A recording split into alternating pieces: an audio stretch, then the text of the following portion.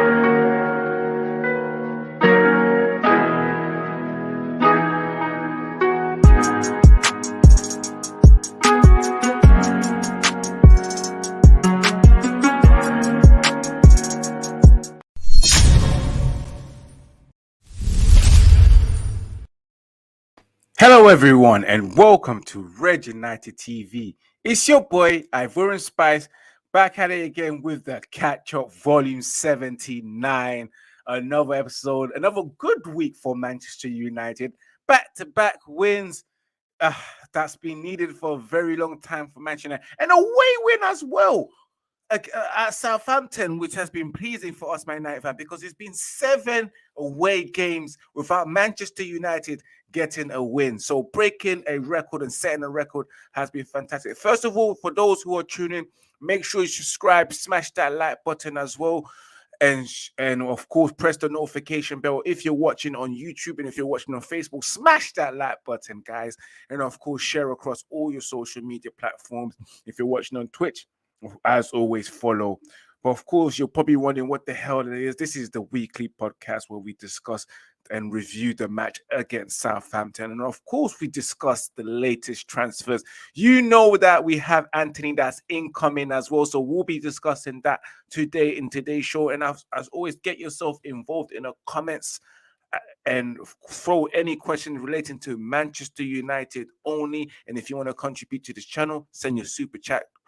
Log on to Facebook, log on to YouTube and send your super chat as well. And of course, you can always contribute via the link description on PayPal. And if you want to join BetUS, click on the link description and use Red United TV promo code. BetUS is one of the biggest betting companies in the United States. But let's get straight into it. Of course, let me introduce you to my guests. We have Aaron today. Aaron, big ups, my brother. First yeah, what's up? How was your weekend and how are you feeling? Yeah, it was all right. Relaxed, had a relaxed one. Good result. Good tidy result, 1-0. Yeah, well deserved. Had a great drink at the end of the night, man. you sound a bit down, man. You sound a bit more cheerful right now. But yes, you're acting like Manchester had a horrible weekend. One of them Tyrant bank holidays. Obviously, been working real hard, and obviously United's been drawing all the energy that they can take. So, you know what I'm saying? I do get what you're saying, but of course, guys, let's get straight into it, Aaron, because we are here to discuss and review the match against Southampton and break it into play. Of course, we start off with the match, then we discuss the players, and then we move it on to our man in the match and donkey of the match, and then later on the transfer. Of course, as you can see in the title, Antony, here we go, of course. But yes, Aaron, it is Southampton 0, Manchester United 0. Manchester United getting their first away win in 7 outings away and losing, breaking a record. Yes, a goal from Bruno Fernandes. Beautiful build-up play, an assist from your guy, Diego Dalot. Yes. Brilliant result, of course. In terms of the performance itself, the first 45 minutes was quite difficult. We all know that Southampton is a difficult team to play against, especially when they're a possession-based footballing team. But yes, Manchester United did get their first goal and the only goal in the second half by a brilliant pattern of play with Erik ten Hag tweaking the formation. But first of all, I want to hear what you have to say, Aaron. What was your thoughts on the game? Last week, we had a discussion and we spoke about the enthusiasm by the United players. Now, we was very impressed you know, we heard all the rumours that he ran with the players 13 kilometres and all that type of malarkeys. I was unimpressed by the tactical awareness by the players once again. I was very unimpressed by what United had to offer on the weekend. It felt like how I look now, which is fucking tired. You sound tired, bro. It genuinely felt like that type of match. Obviously, it was a tea time match, 12:30. It felt like the players were slow out the blocks. Liverpool, they were quick out the blocks. They were pressing very high up the pitch. This week, I don't want to sound like one of them drubs, but I expect more from United. I genuinely expect more. It was a horrible performance. You know, they've lost all their triangles. They've lost their one-touch, two-touch football. They dropped so deep in their half against lesser oppositions, unheard of.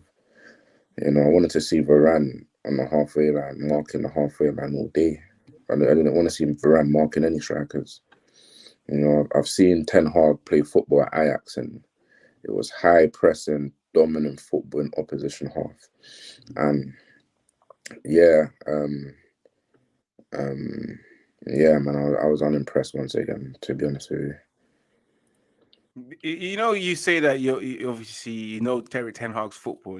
You're used to high pressing and all that stuff. Of course, we have to acknowledge the fact that he doesn't have the players to actually get the goal. But looking into the game, of course, the first 45 minutes, Southampton setting up as usual, very good in terms of possession base, and there was times where Southampton itself had a bit of possession, but Manchester United as well struggling to open up Southampton.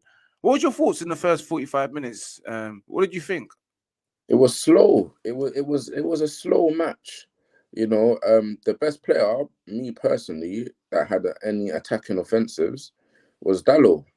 And that says a lot, you know, and he's not out here being like Trent Alexander or Reece James, where he's having a main attacking threat, or that's its expectations at the moment. Hopefully for the future it could be, but right now it's not that. But it was slow.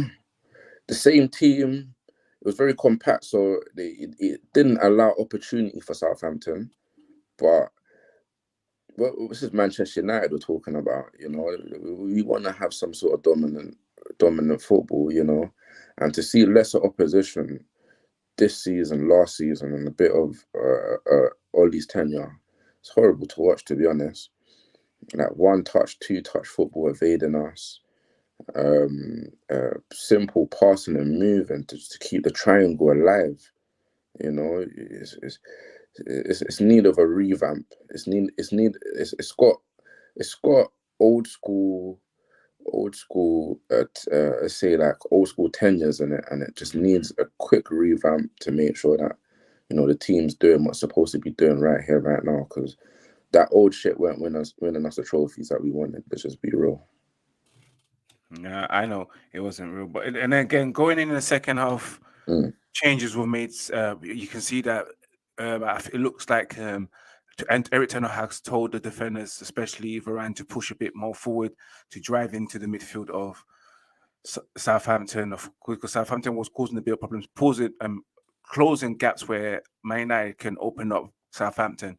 Eric Ten Hag making that change, and as you can see in the second half, you started seeing Elanga being able to run through the middle of Southampton's midfield to get into oppositions, and you also saw Elanga have opportunities as well.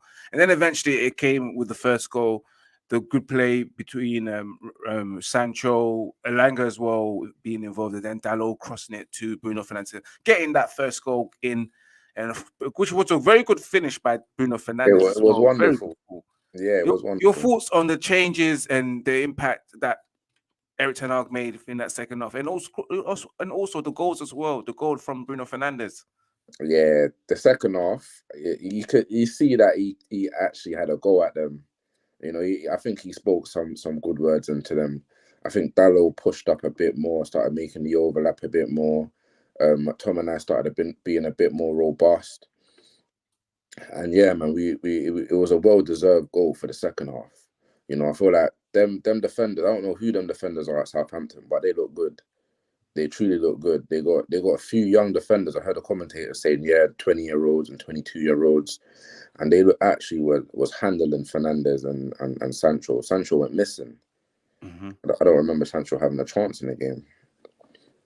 But yeah, man, it was a wonderful cross because Dalot did something like that. Was it in the first half? Yeah. Yeah, he did something. The first half, absolutely correct. He put a ball in the box. It was a dangerous cross. I think it was one of probably our dangerous attack from that cross. And then obviously the second one, wonderful finish by Fernandes. Fernandes he's a quality player when he's like that. When he's got that ability to put them type of chances away. Just that we want to see that week in, week out. We actually want to see that week in, week out. So yeah, man. Obviously, I was happier with the second half more than the first half. I feel like if we had the first half of Liverpool and the second half of what we had then yeah. And I'm just talking about the energy that is needed to win the Premiership. Like in this show, I'm not talking about anything other than winning the league. Like there's nothing other than winning the league in this team. Like I don't want to hear no fourth spot. If it's not good enough to win the league, I don't want to hear it. Yeah, I'm tired of all that other shit. Like if it's not winning the league, I don't want to hear it. I hear that. Big up to those who are tuning right now or watching across all social media platforms. Those who are watching on Facebook and Twitch. For those who are watching on Facebook, do make sure you subscribe to Red United TV on the YouTube platform as well, and follow us on Twitch as well. And also throw in your comments and let us know what your thoughts on the game against Southampton. Which player also impressed you in the comments as well, guys. But back to the show. Of course, subscribe, smash that like button. But Aaron, a player that made their debut, Casemiro, coming on in the last 20 minutes to add some steel and resilience for us to ensure that we get that 1-0 win. You see that? It's like, you see that Casemiro, yeah? Yes.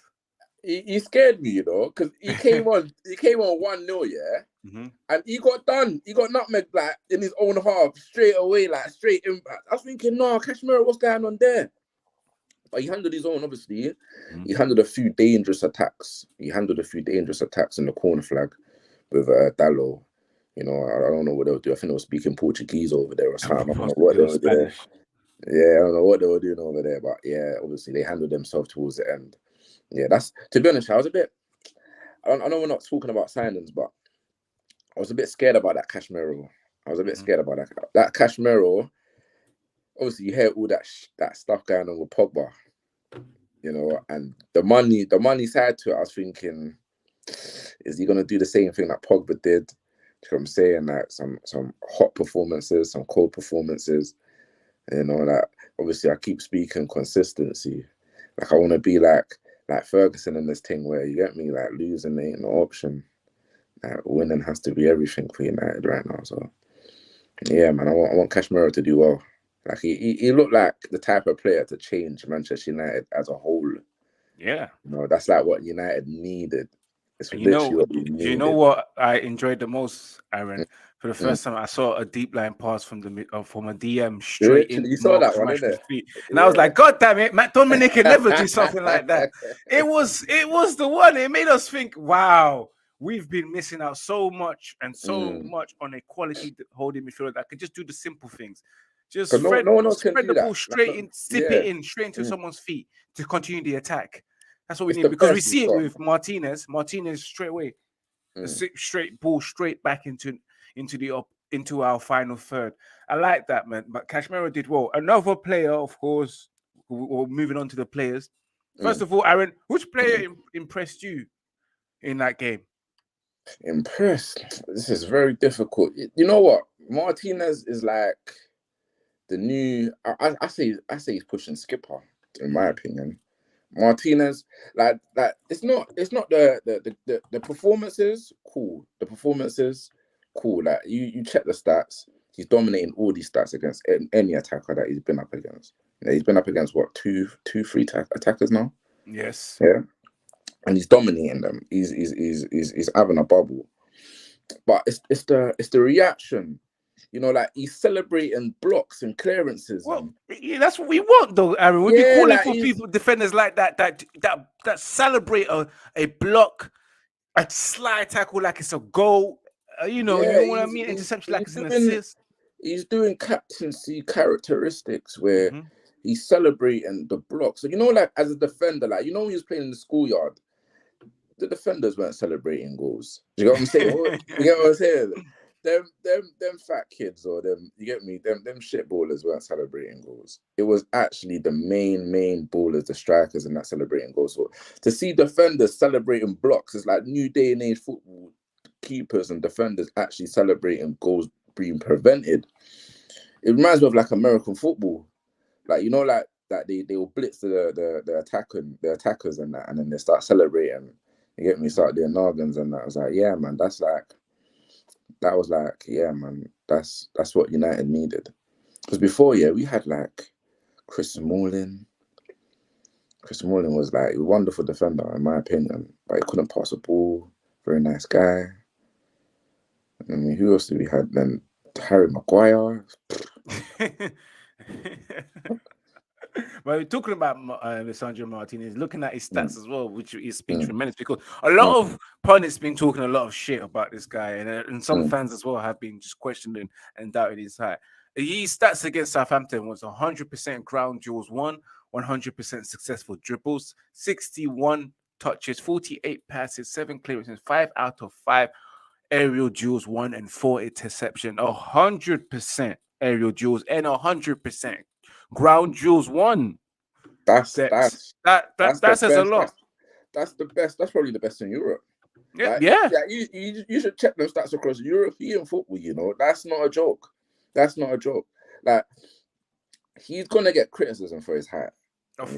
As always. He's gonna get the criticism. Yeah, so people gonna and even in gameplay, you're gonna see people target him. But with those characteristics, he might just win every battle. With those characteristics, he might just prove everybody wrong, and he might just win every battle. This is what I want to see from United. It feels like Ronaldo again. People said, yeah, like them tricks won't work in the league, or do you get me? He's too skinny, or they found every excuse to make sure that Ronaldo was shit, and Ronaldo just didn't listen. He went on and done the business, and we need that. We need that from Martinez. It feels like a real coup. It feels like a coup to get somebody of that caliber. Yeah, because he looks the business. He actually looks the business. Indeed, he does. Another player, a defender that did well, your guy Diego Dalot versus Southampton. He coming out with 100% successful dribbles. How's that my guy, though? How's that my guy? You know why? Because of course you have some kind of issue with this guy Diego Dalot. But I gotta repeat it again. As I was saying earlier on, 100% successful dribbles, 67. Patrick, let me ask you a question. Let me read out the statistic, then you can ask the question. All right.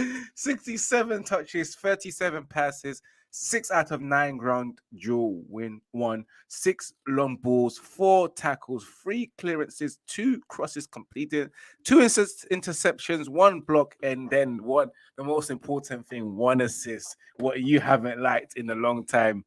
1 assist by Diego Dalot. Ask your question, then I answer mine. Yeah. So with Basaka and Dalot, yeah, who, in my opinion, when you check the stats, yeah, they've been horrible going forward. Even Dalot at AC Milan. Where was he last season? AC. Yeah. No, was he not here? Yeah, he was here. No, he returned back last season. The season before. AC Milan. Attacking wise, they were horrible, and we was watching attackers do the business. We was watching Kyle Walker, Cancelo, Robinson, Trent, Reece James, even Alonso. Alonso's been bagging, like you see Alonso pop up with goals. Do you know what I'm saying? We've been seeing this for a very long time, and it's like to see like Basaka and Shaw, it was horrible. And then this guy Dalot pops up to say, Rod, this guy's gonna be the savior. This guy's gonna provide attacking football. Bro, where you saw them stats, bro, it was like no way in hell. There was no way in hell that this guy could ever be put to say he's an attacking savior. And it was no coincidence, yeah, that he weren't providing assists and United was actually losing. So when Basaka was in the team, Basaka weren't providing assists, but he was saving gilt-edged chances. Yeah, so that attacker running down the wing, he was stopping them week in, week out. Looking donkey-fied, but he was stopping them week in, week out. Dalot jumped into the team now, and now Dalot's in the team, he's not stopping them gilt-edged chances. They were conceding from that right-hand side. And he's not providing the assist to make the goal, make the game thrilling. Yeah, so let's say like if this was last season and Dalot weren't providing that assist, we would have drew that game easily. Mm-hmm. Yeah, Dalot provided the assist that got us the win, but last season we would have drew that game or we would have lost that game because he wasn't providing that assist, and that's why I believe that Dalot's shit. That he had a chance. Yeah, I genuinely believe that he has the potential to do good. Yeah, I genuinely believe that he has the potential to do good. I genuinely believe that he has the potential to do well. But looking at that Manchester United team, yeah, and looking at that Manchester United team as a whole, yeah, they're gonna need someone like Ten Hag to revamp all of their careers. Yeah, there's not a single player at Manchester United, yeah, that doesn't need a revamp of career. Yeah, only the ones that walked in at the end of Ollie's tenure, which is the Varane, who's got how many titles? Ronaldo, who's got how many titles? And Sancho, who's very unlucky to be signed at United at this tenure. Yeah. Concerning Dalot, I believe that he's shit. I believe he's shit, just like Maguire. I believe he's shit, just like McTominay. I remember everyone was saying Fred is shit. So everyone was saying Fred was shit, and then obviously Fred got revamped under Ragnick, and now somehow Fred is world class.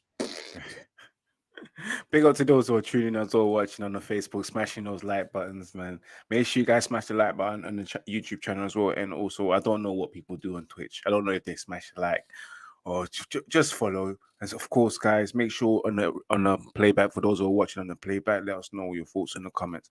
Aaron, another player as well that, well, they didn't have two players that didn't have the same type of impact that they have against Liverpool.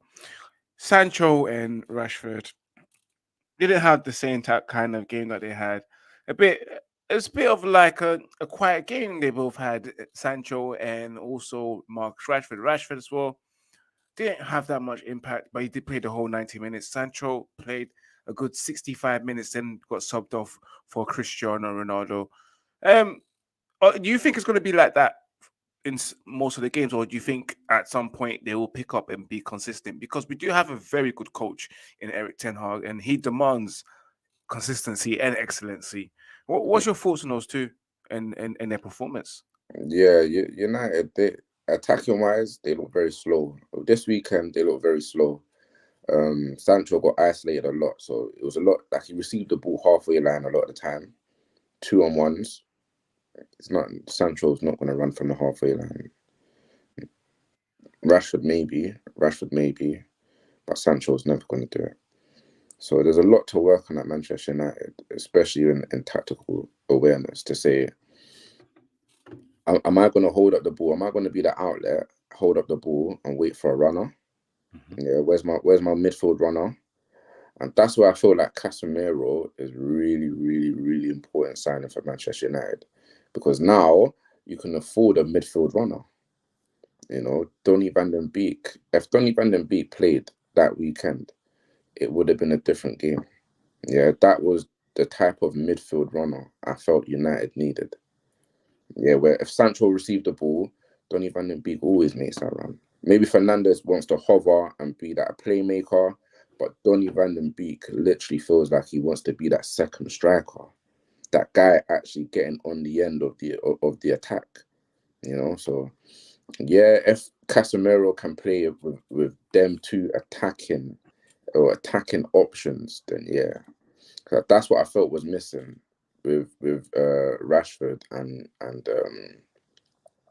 Sancho this week. And I felt like that holding midfielder to say, right, it gives the rest of the attacking options freedom to support him away from home.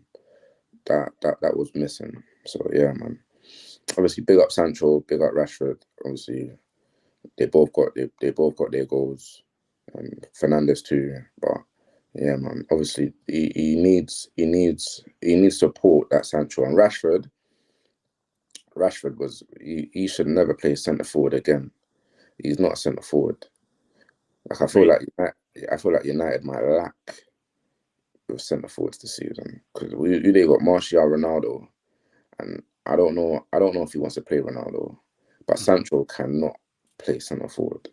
He's not. Well, Sancho hasn't been given the opportunity to play centre forward, and same as Rashford. But moving on from that, of course, who were your man of the match and who was your donkey of the match? Because looking for me, my man of the match was, of course, Lisandro Martinez. I'm in love with this guy. You know, just his whole character, the way he just again we spoke about the way he just celebrates a tackle, a clearance, an interception, everything. You know, he's just got it all, the aggression on him as well, and the fact that he's winning his aerial duels that some people, you know, he's looking like a wonderful talent.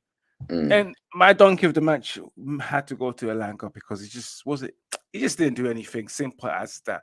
What about you, Aaron? Who was your man of the match and who was your donkey of the match? Man of the match, I'd probably say the same. Actually, you know what? I'm gonna give it to your guy, Dallo. I'm gonna give it to Diego Dallo. Yeah.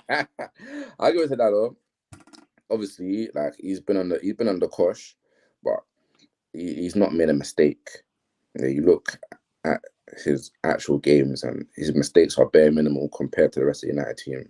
And today he actually won the game. Yeah, them 2 attacks were United's probably only attacks, and it both started from him. So, you know, he got us to go. I'll give it to Dallo.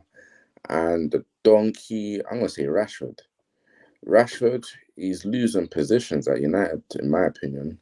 Obviously, you're saying that obviously he's not going to be given a chance at striker, but every time he has, he's got missing. Like I'm not seeing Rashford in the game.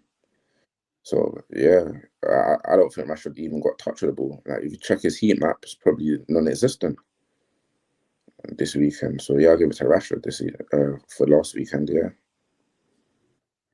I completely agree, man. Moving on from that, of course, moving into transfers. As you know, guys, Manchester United himself have been close to agreeing a deal with Ajax forward Antony. Earlier on this week, Ajax have been asking for 80 million or so, and Manchester United eventually offer them exactly what they want, and they happen to reject it. And then just today and yesterday, over the last 24 hours, Manchester United have been able to agree a deal with Ajax for just about 100 million euros. You're looking at 85 million pounds in sterlings. Yes, in sterlings for an Eredivisie player, which a lot of people said it's a lot of money, which I agree it is a lot of money, a lot of mullah, you know, for someone that hasn't really, you know, been at where they're supposed to be in terms of levels, and they're not at the level where you think you're buying an 80 million player, you're going to get someone that's going to score 10 or 15 goals. But at the same time, I understand he's 22 years old. He's got the talent. He's used to work with Eric Ten Hag. He knows He's a winner. He's a winner. He's a left-footed player that we need in our team. Yes, of course, he's a winner.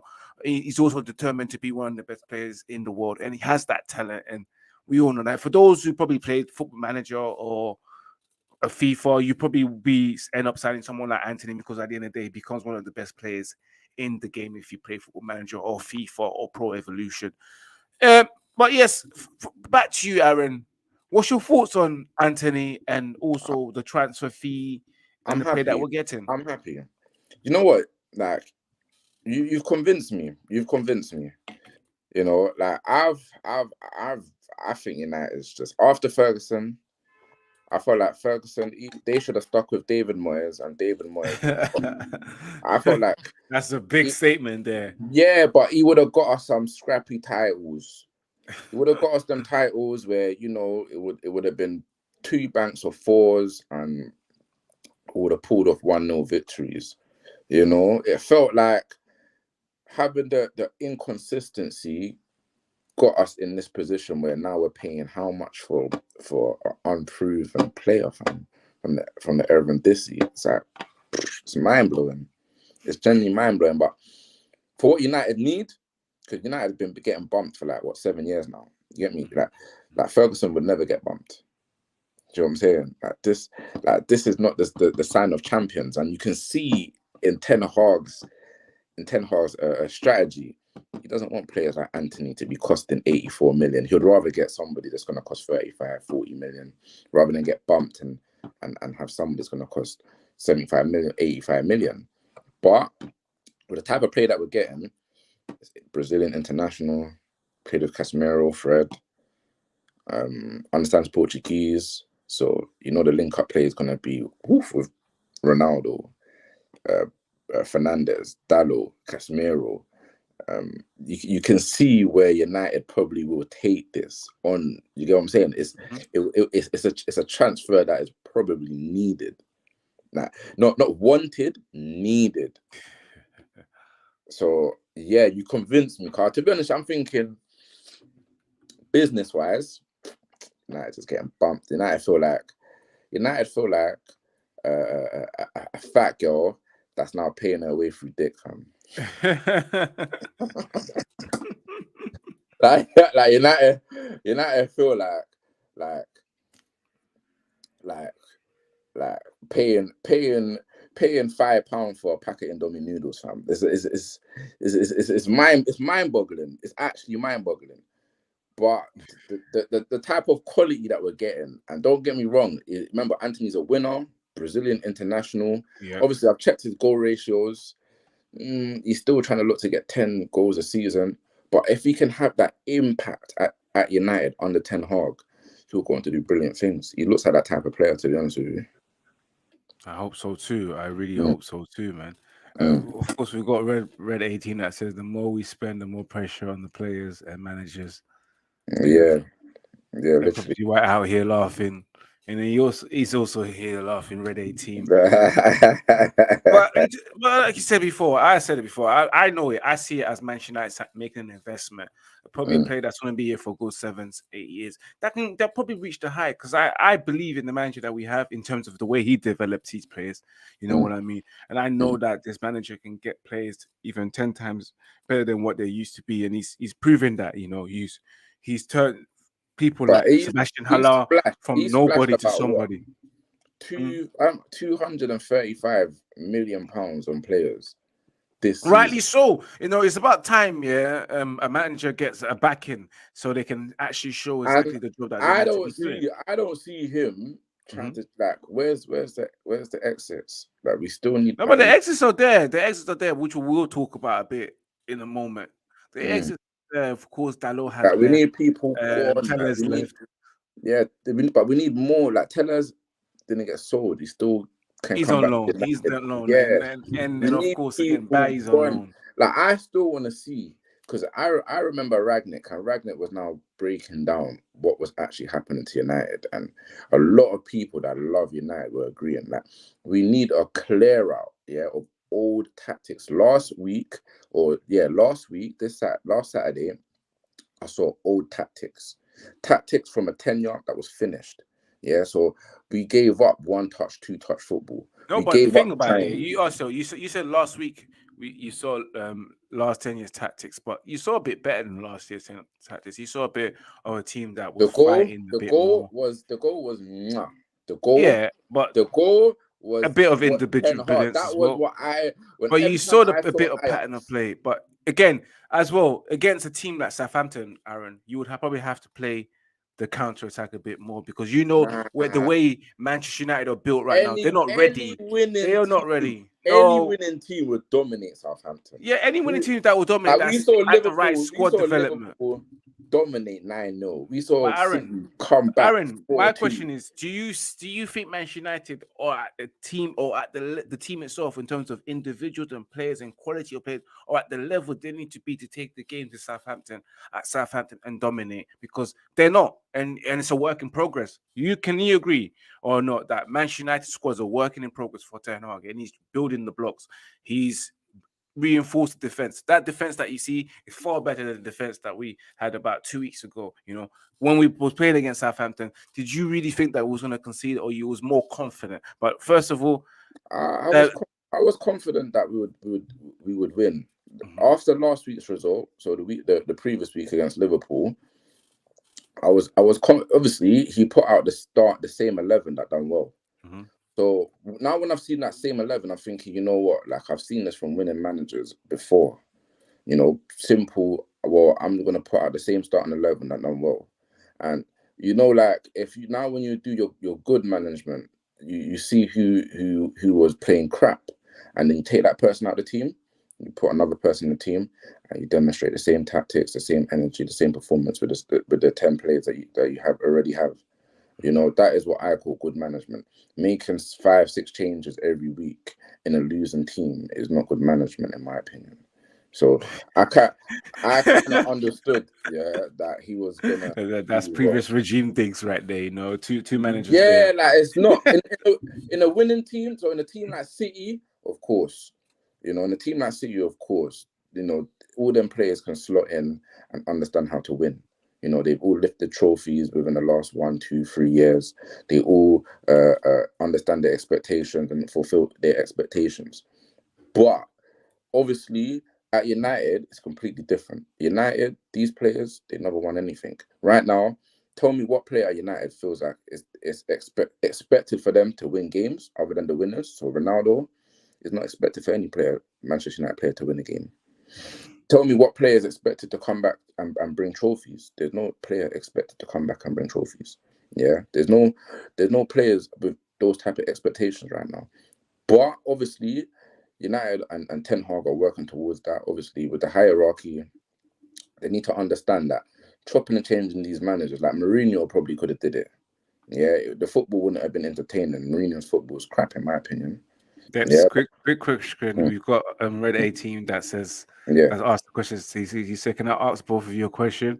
Mm. Who will last longer at United, Eric Ten Hag or Antony? What's In, your thoughts? Who do you think will last in longer?" modern days football, at Manchester United, battling for fourth place is not going to last. Battling for fourth place is Ten Hag's gone. Maguire almost got Ten Hag sacked within the first 6 months of his career. Put it that way. Yeah, and Antony, unless Antony is scoring week in week out, he's not going to get that contract to Real Madrid. Yeah, so Yeah, so now obviously I'm going to say Antony would be there. United's been signing contracts on contracts with players year in, year out. I think I heard Martial's getting a new contract. we shall see. And he also asked, if I'm being honest, I'm not comparing us to Arsenal. I know we are bigger than them, but we have to give Eric Ten Hag his own group of players. And in time, just like Arteta is getting in North London, which is true. You have to give that manager the authority to manage the way he wants to, and also back him. Big up to those who are tuning in on all social media platforms of Red United TV, on Facebook, the Red United TV Facebook group, and also the YouTube platform and Twitch. Make sure you subscribe and smash that like button. Last but not least, of course, we have other news that to discuss, Aaron.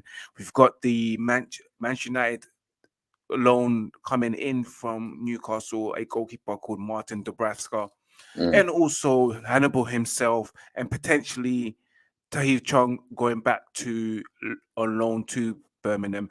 Yeah, it has been confirmed that Hannibal Mejri himself is loaned to Birmingham, has been confirmed. What's your thoughts on it as well, with Hannibal, a player that we thought could have got an opportunity in the first team, but then again, he wasn't being played or involved too tough, even when Ragnick brought him to the first team in his tenure. And of course, Eric Ten Hag got him on loan. I mean, got him out on a tour, but still unable to see much of Hannibal in the tour.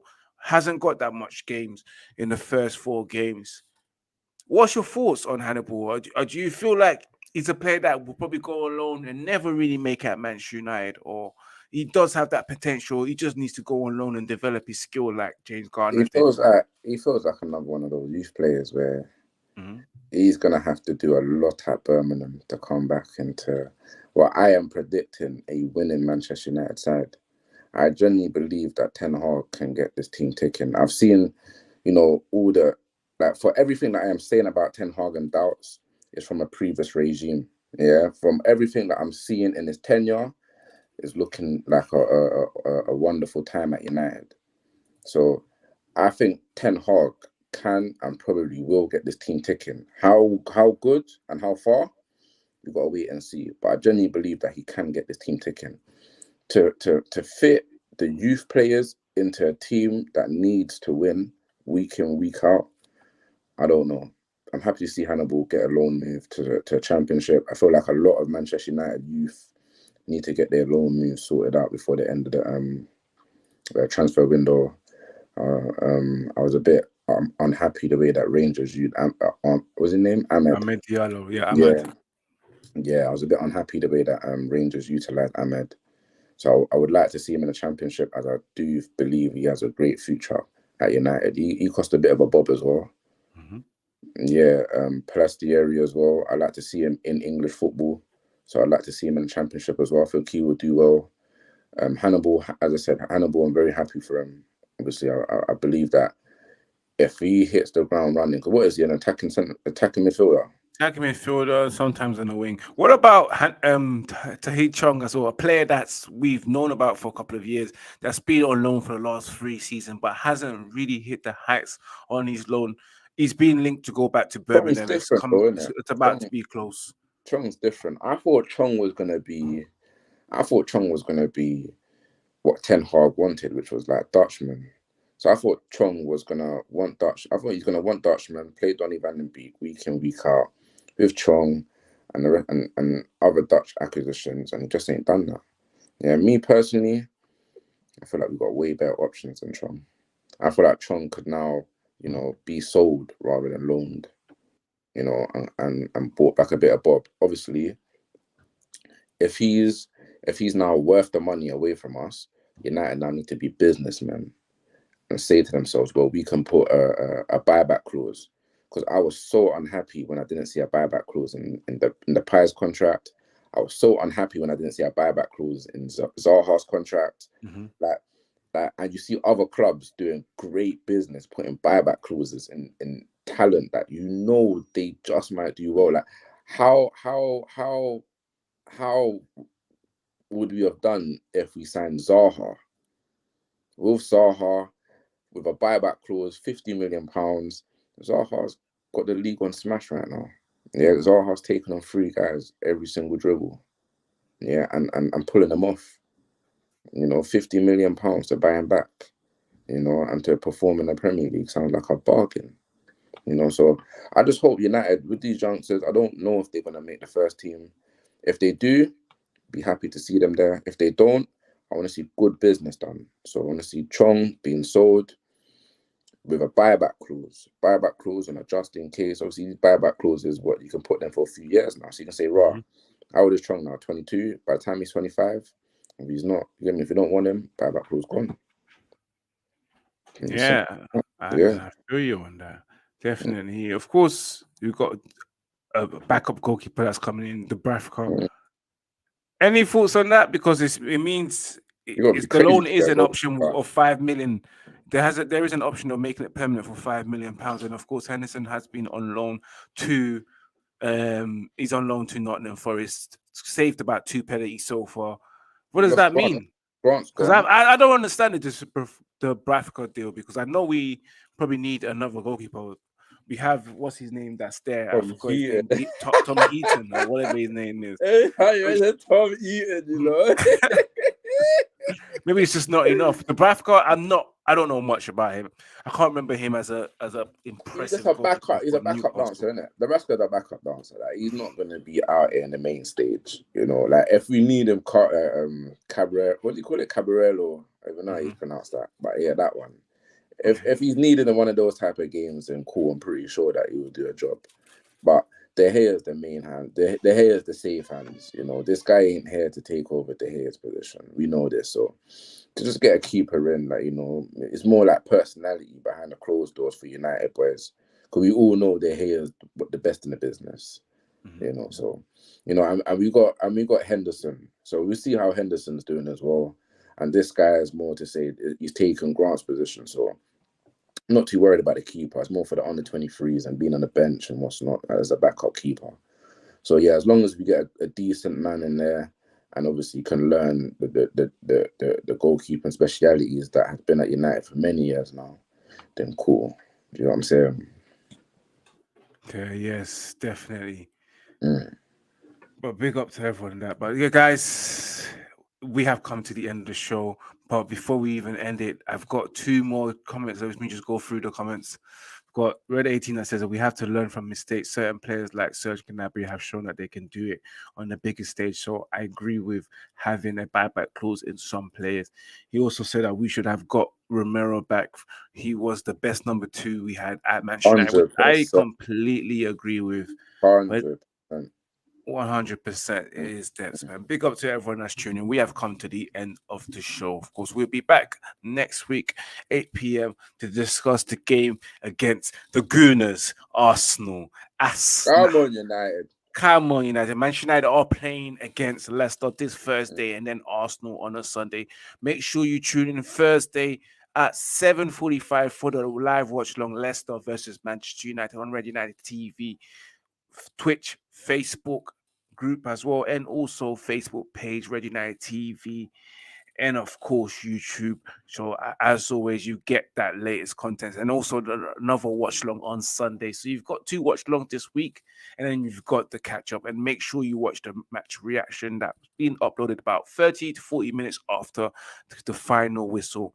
But it is what it is, guys. Aaron, as always, bless up for you to come in. I was going to ask you where the people can find you, but just like last week, you can't find him. You just can't find him. But of course, you can find me here. Make sure you subscribe to Red United TV on YouTube, and also follow all the social platforms. Red United TV 1 for Instagram, Ivorian_Spice for Twitter, and also Instagram.